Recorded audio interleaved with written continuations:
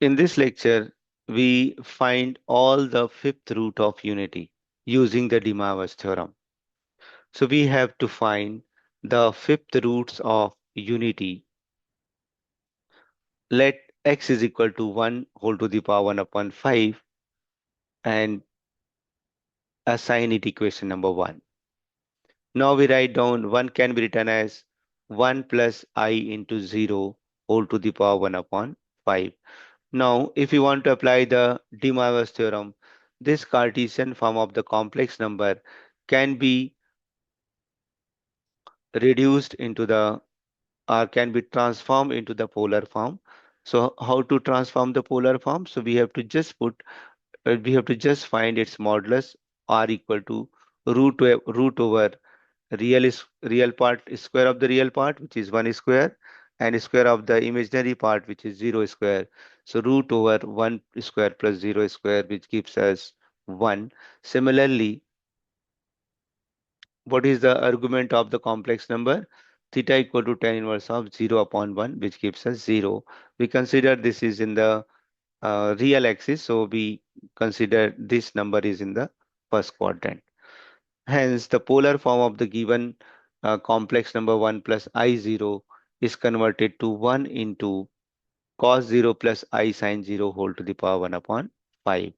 Again, we know that cos 2k pi plus theta, which gives us cos theta, sin 2k pi plus theta, which gives us sin theta. So here, x is equal to cos 2k pi plus 0 plus I sin 2k pi plus 0. Now, if we again simplify this 2k pi plus 0 gives us 2k pi.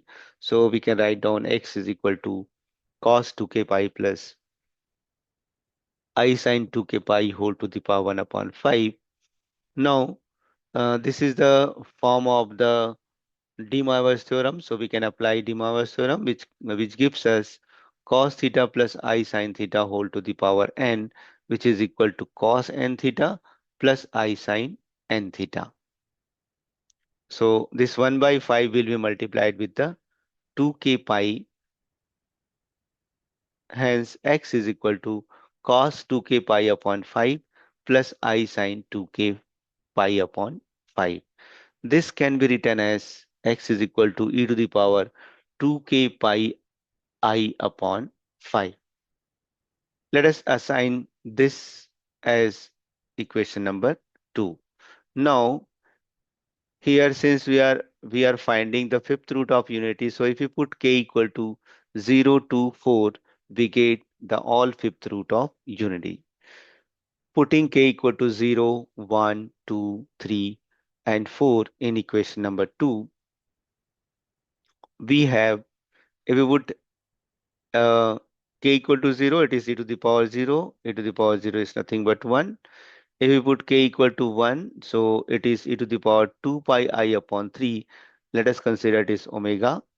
Similarly, if you put k equal to 2, so 2 times of e to the power 2 times of 2 pi I upon 3, which can be written as e to the power 2 pi I upon 3 whole square, which gives us omega square.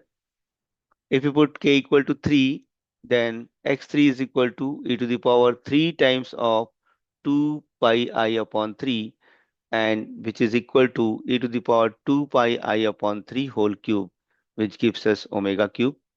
And x4 is equal to e to the power 4 times of 2 pi I upon 3, which is equal to e to the power 2 pi I upon 3 whole to the power 4, means omega 4. So this, therefore, the fifth roots of unity are given by 1 omega, omega square, omega cube, and omega to the power 4.